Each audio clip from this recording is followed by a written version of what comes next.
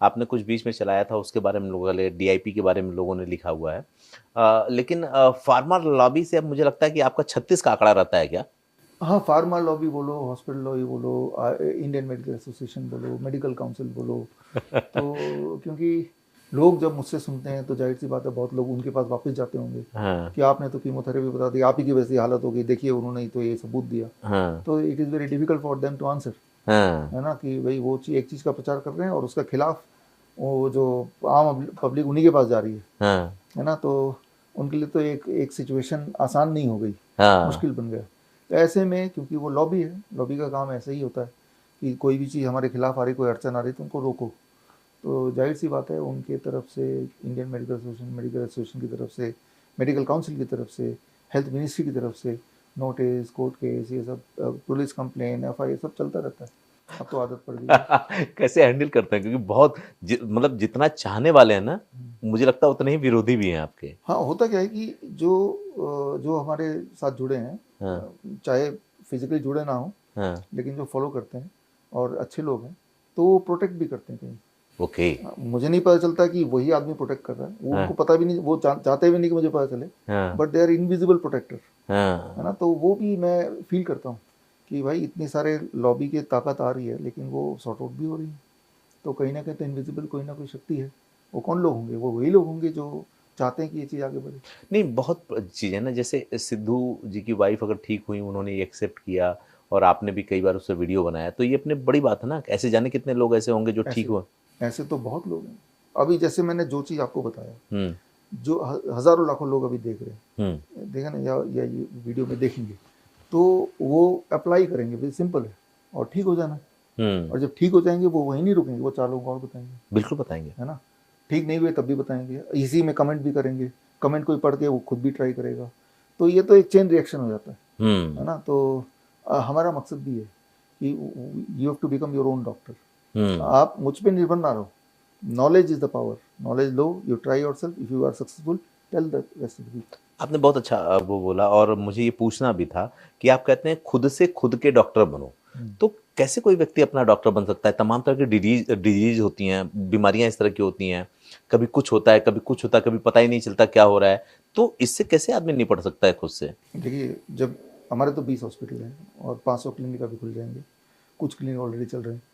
हमारे पास पेशेंट आते हैं जब, तो इतना पोथा लेके आते हैं मेडिकल रिपोर्ट्स का। हम्म, तो फर्स्ट स्टेप मैं बोलता हूँ कि इनको तो एक कोने में रख दो, ये तो मेरे लिए डस्टबिन है। हम्म, पेशेंट को क्या तकलीफ है, हम्म, तकलीफ जो बॉडी बता रही है, खांसी है, जुकाम है, वीकनेस है, पेन है, ठीक है ना, तो या ब्रेथलेसनेस है, ये सारे तो पेशेंट ही बताता है ना। हम्म, मान लो आपको पेट में दर्द है, कौन सा आपको रिपोर्ट बताएगी? आप ही हम्म, बताएंगे ना। तो जब उसको आधार मानेंगे तो बीमारी सिंप्लीफाई लगेगी। हम्म, जब बीमारी को बीमारी के नाम से बताएंगे तो बीमारी बड़ी डिफिकल्ट लगेगी।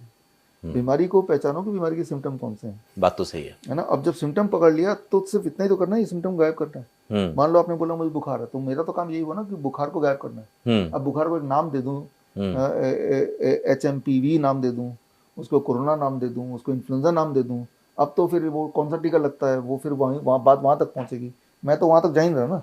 आपको फीवर है, फीवर में आप गर्म पानी में दोनों पैर रख के बैठ जाएंगे, आधा घंटा फीवर गायब हो जाना है, 42 डिग्री सेल्सियस, इतना ही बोलना है, ठीक है ना। तो इसके लिए तो इतना ही नॉलेज जरूरी है ना। फीवर के पीछे उसका नाम क्या किया जाए, डायग्नोस तक तो पहुँच नहीं रहे ना।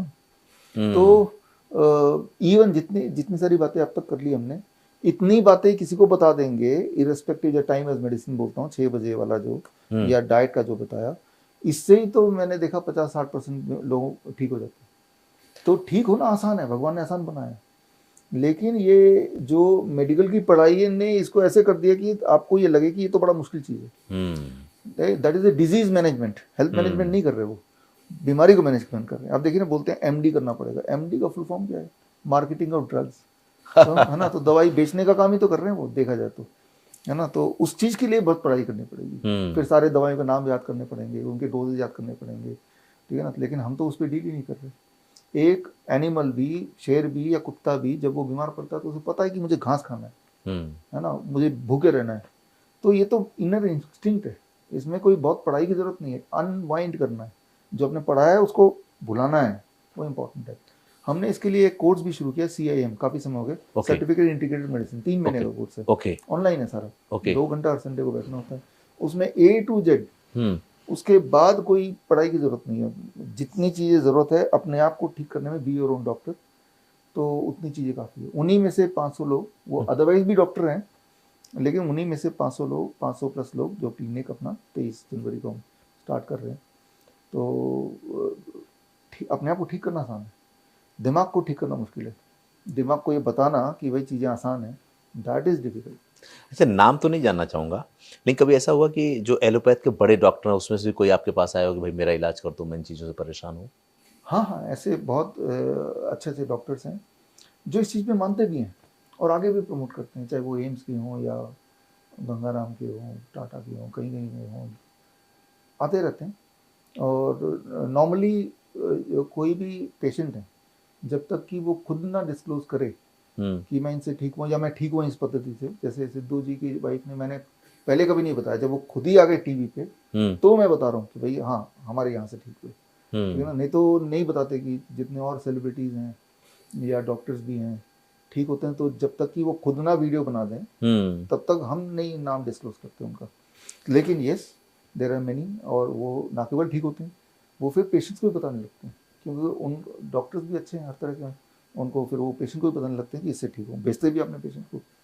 तो वो भी हैं अच्छे डॉक्टर्स, वो डॉक्टर्स फिर हमसे जुड़ भी जाते हैं, हमारे मुहिम में जुड़ के फिर काम भी करते हैं। अपना काम तो कर ही रहे हैं, लेकिन हमें उनकी सपोर्ट की ज़रूरत है, दे आर देयर, ऐसे भी। तो क्या इसको मानते हैं क्या, सिद्धू जी ने जब इसको डिस्क्लोज किया वो विवादित हो गए, नोटिस चला गया, तो मतलब फार्मा लॉबी उसके पीछे भी कि भाई? हाँ हाँ, जाहिर सी बात है, फार्मा लॉबी को लगा कि लोगों का भरोसा उस पर हो जाएगा कि लोग ट्राई ना करने लगे, तो अगर एक नोटिस भेज देंगे तो लोगों को लगेगा जरूर सिद्धू ने कुछ गड़बड़ किया, तभी तो नोटिस आया। नोटिस तभी आता है दिमाग में, है ना। हाँ उस नोटिस का नोटिस हमने भेजा, हाँ। और सिद्धू जी को तो 750 करोड़ का नोटिस भेजा था। अच्छा। हाँ, छत्तीसगढ़ के सिविल सोसाइटी ऑफ छत्तीसगढ़, हाँ। हमने उसी सोसाइटी को 7,500 करोड़ का नोटिस भेजा। अच्छा। हाँ, हमने कहा भाई उनको लिखा कि आप ही के पच्चीनों पे चलते हुए एक जीरो में और लगा रहा हूँ। पहले तो इस नोटिस को भेजा, इसका भाई you have to clear scientifically कि भाई कि आपने बोला कि कीमोथेरेपी का इलाज है, तो क्या ये इलाज है, कैसे कोई ठीक हुआ है, आप उत्तर दो, नहीं तो हम तो 7,500 करोड़ का आपको आगे केस कर देंगे। ये पब्लिक में नहीं आया लेकिन ये बात? पब्लिक में आया है, ये पब्लिक में आया है, कुछ चैनल में आया है, अच्छा। हमारे फेसबुक वगैरह में तो है ही है ना। मुझे लगता है ये ऐसा पहला पॉडकास्ट होगा ना जिसमें आपके बारे में भी लोग पूरा जान पाएंगे, हाँ। पद्धति के, आपके विवादित लाइफ के बारे में भी जान पाएंगे। ये ओवरऑल एक तरीके का होगा। मुझे ये बताएं, उसके बाद हम लोगों पे चलेंगे। थोड़ा सा मैं बहुत इंटरेस्ट खुद में भी, आप में भी ले रहा था, क्योंकि मैं जानना चाहता हूँ कि किस तरह से चीज़ें चलती हैं। कभी ऐसा हुआ, आप इतनी यात्रा करते हैं देश विदेश की, किसी एयरपोर्ट पे कोई बड़ा डॉक्टर भी आपसे टकरा गया हो, आप भी हो और मुलाकात हुई हो? हाँ, ऐसा होता रहता है। तो क्या उलाहना करते हैं या ऑफ द रिकॉर्ड ये बोलते हैं बहुत अच्छा कर रहे हो, करते रहो? हाँ नहीं, ऑफ द रिकॉर्ड अच्छा पेश आते हैं। आज तक तो कई सारे हमारे साइंटिफिक कॉन्फ्रेंस होते हैं जहाँ पे सारे देश के या दुनिया भर के डॉक्टर्स आते ही हैं जो पहले से हमारा काम जानते हैं। जो काम जानते हैं वो एग्री करे ना करे, लेकिन डॉक्टर्स की खासियत है, दे आर वेरी डिग्निफाइड। सामने से कोई आके कन्फ्रंट नहीं करेगा, सामने से आके कोई गाली नहीं देने लगेगा, सामने से बड़ा अच्छा बिहेवियर होता है। या सामने नहीं आएंगे, मैं एक एग्जांपल दे रहा हूँ, नहीं आने वाला। अभी एक सुदर्शन न्यूज़ पे 2 दिन पहले ही मेरा वो था, लाइव था। ओके। तो लाइव में जब मेरा चेहरा देखा तो कार्डियोलॉजिस्ट जो साहब थे अपना मोबाइल ऑफ कर दिया, मतलब लाइव से हट गए। वो करते हैं, बचने की कोशिश करेंगे, लेकिन सामने आ ही गए तो ठीक से बात करेंगे। लेकिन काफ़ी हैं जो तारीफ भी करते हैं कि जानना, क्यूरोसिटी भी है। तो हर तरह के, क्योंकि हमारे तो जो हॉस्पिटल्स हैं उन सब में भी एलोपैथी डॉक्टर्स भी हैं। हमारे पास जो डॉक्टर्स हैं 700 डॉक्टर्स, वो एलोपैथी भी हैं, आयुर्वेद भी हैं। अच्छा, लगभग कितने मरीजों को डायरेक्ट इनडायरेक्ट आज तक आपने ठीक किया है? और कुछ 4-5 ऐसी क्रिटिकल बीमारी बताइए जिसमें लोग हार गए थे लोगों से। सिद्धू जी का एक केस तो दिख रहा है, इसके अलावा भी लिवर सिरोसिस और तमाम तरह की चीज़ें होती हैं जो आपके यहाँ से ठीक हुई हों, जो निराश हो चुके थे। देखिए अगर उसको टेक्निकली जवाब दें, हमारा एक वेबसाइट है coronakaal.tv, www.coronakaal.tv। इसमें जाएंगे तो करीब 10,000 पेशेंट्स या उससे ज़्यादा पेशेंट्स के video testimony with their reports मिल जाएगा आपको। तो ये तो वो पेशेंट हैं जो तैयार हो जाते हैं ठीक होने के बाद, हम वीडियो देने को तैयार हैं, या हम ले पाते हैं, सबका नहीं लेते हम। मान लो हर 200-300 में एक पेशेंट का ले लेते होंगे, तो आप अंदाज़ा लगा लीजिए। अरे तो बहुत लंबी संख्या हो गई। हाँ, और अब 10,000 में से मुझे लगता नहीं ऐसी कोई बीमारी है जिसके पेशेंट उन 10,000 में नहीं होंगे, चाहे वो पार्किंसन हो, चाहे वो डिमेंशिया हो, चाहे डायबिटीज़ टाइप 1 हो, चाहे ऑटो इम्यून डिजीज़ हो, या इवन ADHD हो, या ऑटिज़म हो, है ना। तो कैंसर तो है ही है, कैंसर का तो सबसे ज़्यादा पेशेंट हमारे पास, किडनी फेलियर हो, डायलिसिस वाले पेशेंट, डायलिसिस से बाहर निकलना हो। तो धरातल पे आप एक सिंपल अगला हमारा कैंप है 24, 25, 26, हर महीने एक कैंप करते हैं। उस कैंप में 100 पेशेंट आते हैं। आप देखेंगे कम से कम 100 पेशेंट आते हैं, 200 बीमारियां हैं, हर एक को ऑन एवरेज 2-2 बीमारियां हैं। तो 200 तरह की बीमारियां तो एक ही ग्रुप में हो गई, हाँ, है ना। और वो 3 दिन का कैंप होता है। हाँ, 3 दिन के कैंप में हमारा ये होती है कि तीसरे दिन तक उसको रिजल्ट भी देना है। वो यही सोच के आया है, इंसुलिन वाले को इंसुलिन छुड़वाना है, बीपी वाले को बीपी की दवाई छुड़वानी है और बीपी नॉर्मलाइज भी करके दिखाना है।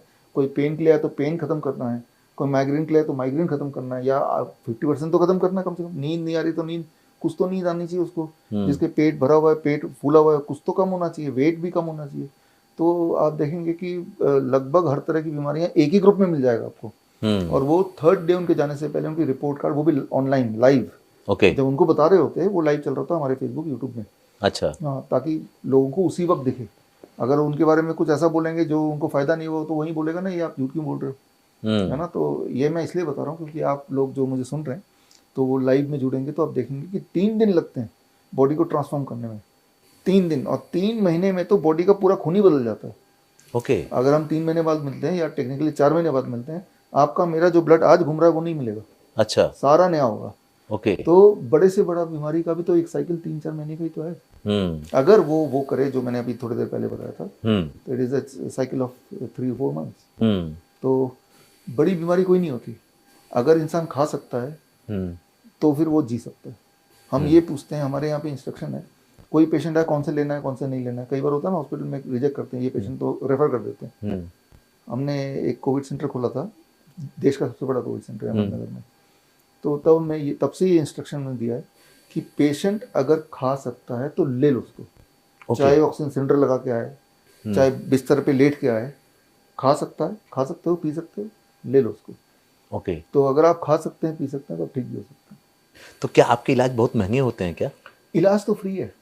अच्छा, इलाज जो मैंने आपको बताया, ये आपने घर में कर लिया, आप ठीक हो गए। हाँ, तो पैसे तो आपने कुछ दिए नहीं, इलाज फ्री हो गया ना। हाँ, लेकिन कई लोग बोलते हैं हॉस्पिटल आके ठीक होना है, फिर तो उनके ऊपर 2 डॉक्टर लगाने पड़ेंगे, उनके खाने पीने का शेफ लगाना पड़ेगा, उनका रूम का रेंट, फिर तो इलाज सबसे महंगा है।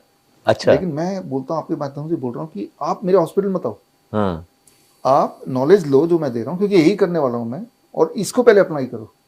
हमारे 99% तो वो लोग हैं जो ठीक होने के बाद मिलते हैं, कहीं एयरपोर्ट मिल जाते हैं, कहीं मिलने आ जाते हैं, वो अलग बात है। तो इस तरह से इलाज फ्री। लेकिन अगर हॉस्पिटल आकर रुकना चाहते हैं, फिर तो वो किस तरह के आपको फैसिलिटी चाहिए, that becomes a different story. लेकिन आई ऑलवेज एनकरेज कि हमारा मोटिव है कि घर पे फ्री हो जाओ डिजीज से। करना ये है जो मैं बता रहा हूँ, सिंपल चीज़ें, एटलीस्ट स्टार्ट विद दिस।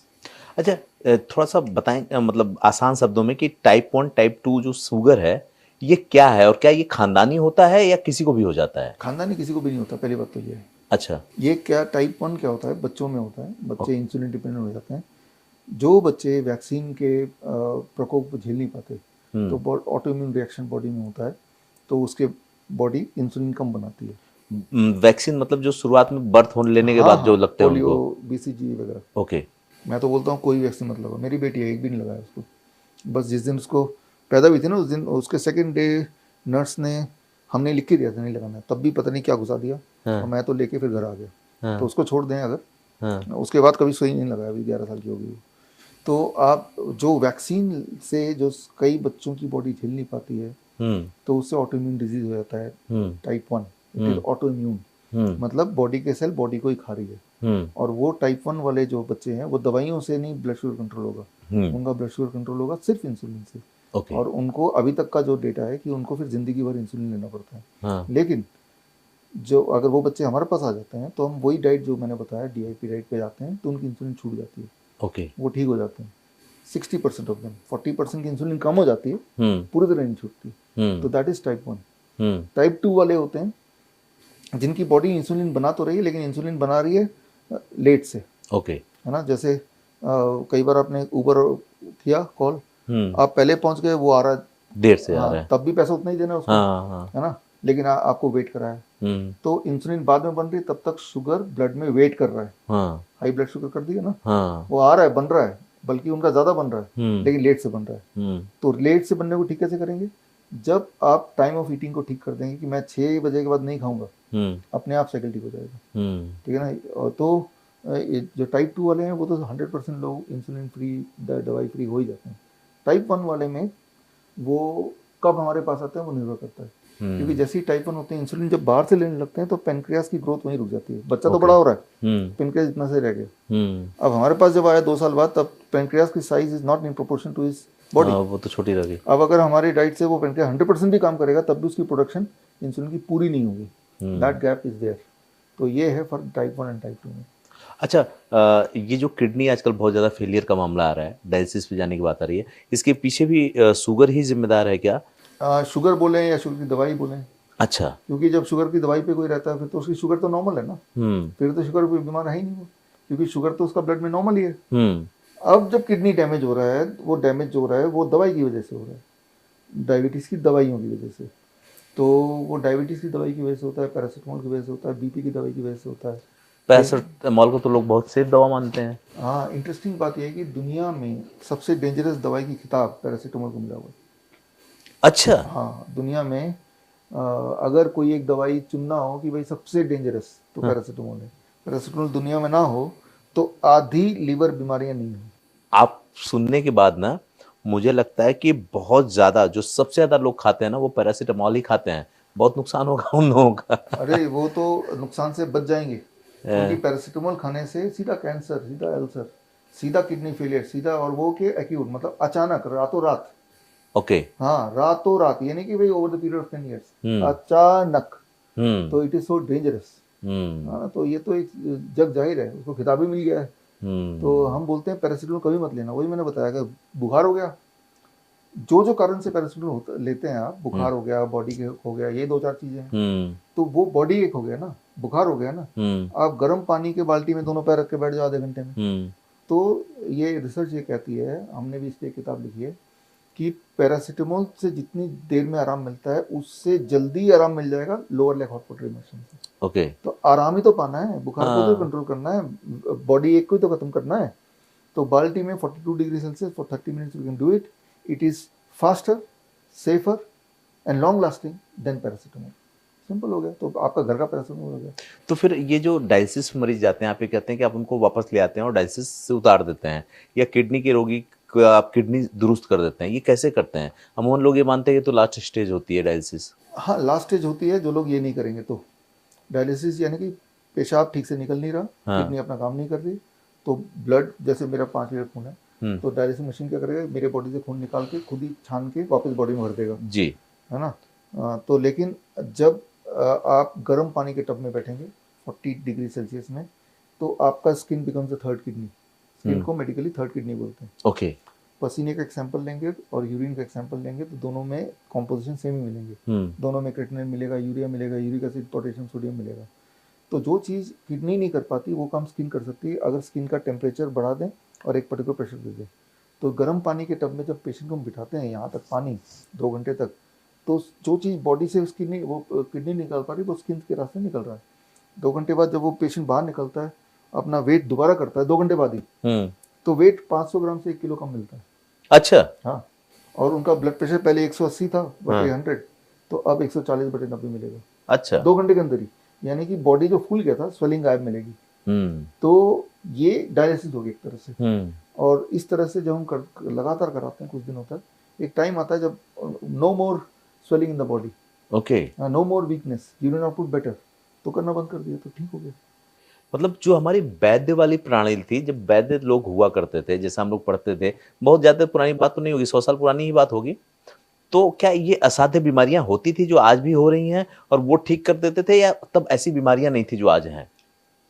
क्योंकि आप काम वैद्य वाला कर रहे हैं, इसलिए मैं पूछ रहा हूँ ये। हाँ हाँ, ये जो मैंने बताया इसको आयुर्वेद में स्वेदन कहते हैं, ठीक है ना। तो और तब भी होती थी, इतनी तादाद में तो डेफिनेटली नहीं होती थी, और अभी तादाद ज़्यादा इसलिए है क्योंकि बहुत सारे लोग जो किडनी पेशेंट है भी नहीं, उनको डायग्नोसिस के नाम पे उनको किडनी पेशेंट घोषित कर दिया जाता है। ओके। जिनको डायलिसिस कोई जरूरत नहीं है। तो लेकिन आपकी नज़र में, उसकी नज़र में तो एक और पेशेंट बढ़ गया ना।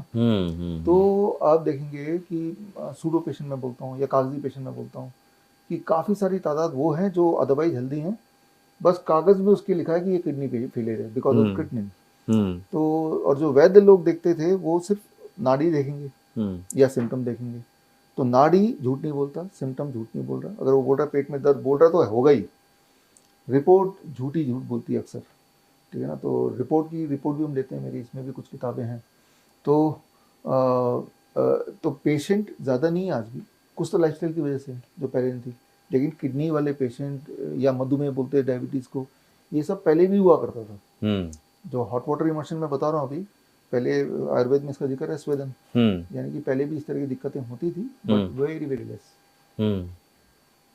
अच्छा, एक बात बताइए सर कि मतलब क्या है ना, कुछ चीज़ें बड़ी जान करके ताजुब हो रही है, क्योंकि मैं लगातार डॉक्टरों के साथ बैठता हूँ। नहीं, एक चीज़ तो समझ पा रहा हूँ कि बहुत से, जब हम लोग छोटे थे ना, तो पेट में दर्द हो रहा है तो बैगन का पत्ता गर्म किया और माँ ने पेट पे रख दिया और पता चलता पेट के दर्द से आराम मिल गया, या कुछ बॉटल में भर करके उन्होंने वो कर दिया, अजवाइन वगैरह से बहुत कुछ कर देती थी। तब ये दवाइयाँ हम लोग नहीं खाते थे। क्या लगता है कि हमारे खान-पान ने इन बीमारियों को जन्म दिया है, या ये जो ड्रग्स हम लेते हैं ना, उन ड्रग्स की वजह से बहुत सी बीमारियाँ जन्म लेती हैं? It is a combination of 3-4 things. अच्छा। एक तो ये कि टाइम ऑफ ईटिंग, आप देखिए पिछले 5-7 साल में क्या हुआ। जैसे से ये ऑनलाइन आया, नेटफ्लिक्स आया, जोमेटो आया, लोगों की कभी भी entertainment any time, food any time.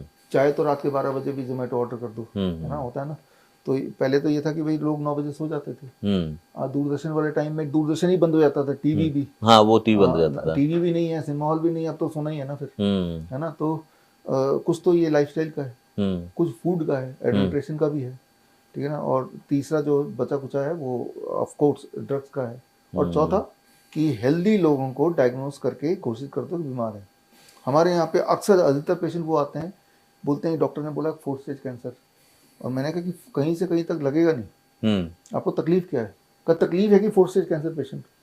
मैंने कहा आपको क्या तकलीफ है? मुझे ये 4th स्टेज डॉक्टर वाला ठीक करना है। मैंने कहा ये तो कैसे ठीक हो सकता है, ये तो मशीन की रीडिंग है। हाँ। तो मैंने कहा आपको पेट में दर्द है, कमजोरी है, फोड़ा है, कहीं ट्यूमर है कोई, हाँ, भूख नहीं लगती, कुछ तो होगा। कहा मुझे कुछ नहीं है, ये रिपोर्ट कह रही है। मैंने कहा इसको तो मैं नहीं ठीक कर सकता। तो अधिकतर पेशेंट, ऐसा नहीं कि एका दुक्का, अधिकतर मैं तो बोलूँगा 60% पेशेंट, 70% पेशेंट ये वाले होते हैं। तो समझा बुझा के उनको भेजते हैं, भाई हम इलाज तभी कर सकते हैं जब आपको कुछ खराब हो। जो चीज़ ठीक है लेकिन आप मान नहीं रहे हो ठीक है, बिकॉज डॉक्टर ने आपको पट्टी पढ़ाया है। नहीं, एक मज़ेदार बात, इस बात को मैं रिलेट कर पा रहा हूँ। एक बहुत बड़े डॉक्टर मेरे शो में बैठे हुए थे, उन्होंने कहा कि आजकल के एलोपैथ जो लॉबी है ना, वो खुद एलोपैथ के बड़े सर्जन हैं। उन्होंने मतलब 40,000 ऑपरेशन किए हैं। उन्होंने कहा कि जो आजकल के एलोपैथ लॉबी है, वो इंसानों का इलाज नहीं कर रही है, वो मशीनों का इलाज कर रही है। वो जो नंबर्स बताते हैं, जो बात आप कह रहे हैं ना, यही वो भी कह रहे थे कि आप तो मशीनों को बढ़ा रहे हैं, घटा रहे हैं, इंसान को कहाँ ठीक कर रहे हैं।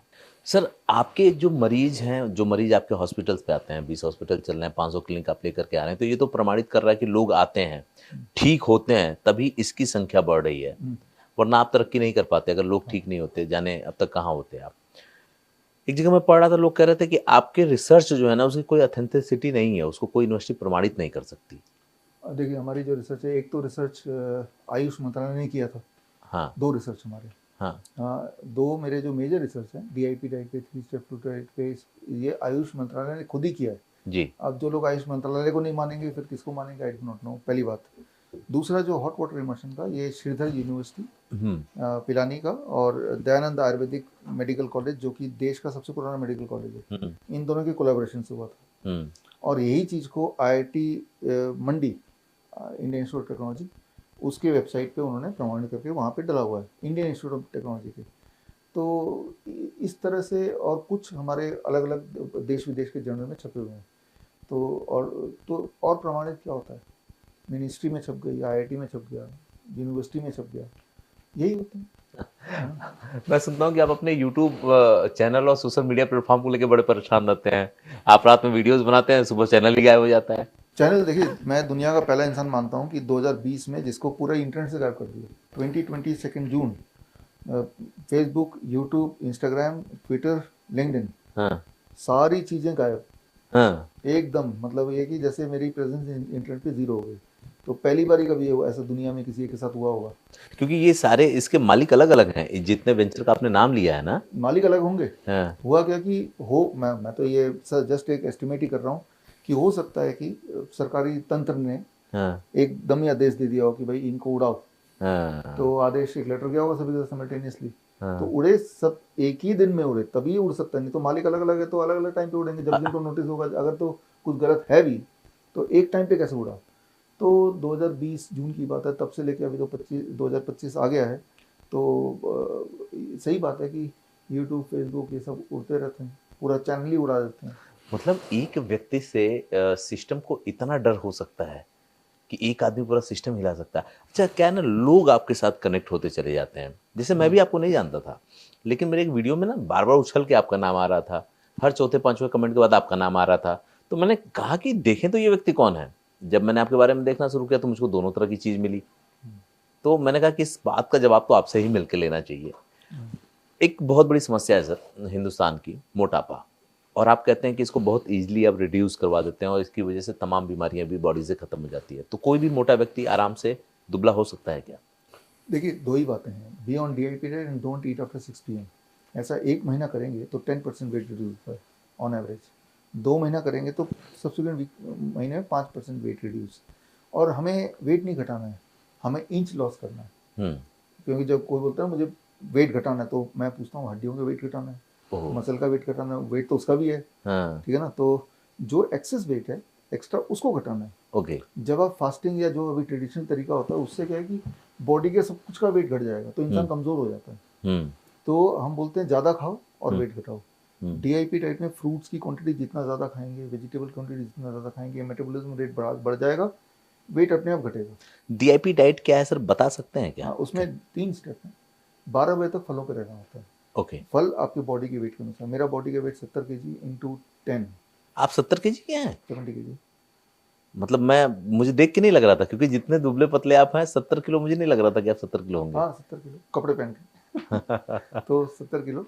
तो वही है कि हमें ना स्लिम होना है, लेकिन वो हड्डियों में मजबूती होनी चाहिए। हाँ। मजबूती होनी चाहिए, खोखला नहीं होना चाहिए। हाँ। बेसिकली ये है। तो 70 इंटू 10 700 ग्राम, यानी कि मेरा ब्रेकफास्ट 700 ग्राम फलाहार होना चाहिए, ठीक है। या इससे अधिक। ठीक है। अधिक का 2 किलो भी हो सकता है। ओके। जितना ज़्यादा खाएंगे उतनी जल्दी पतले होंगे। ठीक है।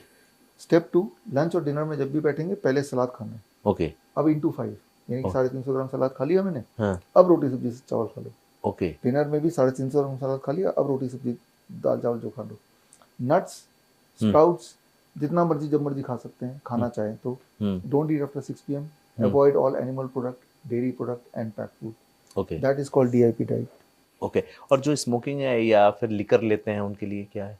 उनके लिए तो यही कि मतलब वो नुकसानदेह है इस तरह? डेफिनेटली नुकसान। देखिए हफ्ते में एक आध बार कोई चीज़ लेंगे तो उसका कुछ फर्क नहीं पड़ेगा। जिस तरह से महीने में कोई एक बार जिम चला भी जाएगा तो बॉडी में कुछ फायदा नहीं होगा, हाँ। वैसे ही अगर कभी कभार कोई ले भी लेता है तो बॉडी में ऐसा कुछ नुकसान नहीं होगा। जिस तरह से आपकी गाड़ी है, कभी कभार गड्ढे के ऊपर चली भी जाएगी तो झेल लेगी, हाँ। लेकिन गड्ढे पे ही रहेगी तो फिर तो सब कुछ खराब हाँ, होना तो ही ये है। कि गड्ढे में नहीं रहना है हाँ। कि भाई पिए जा रहे हैं।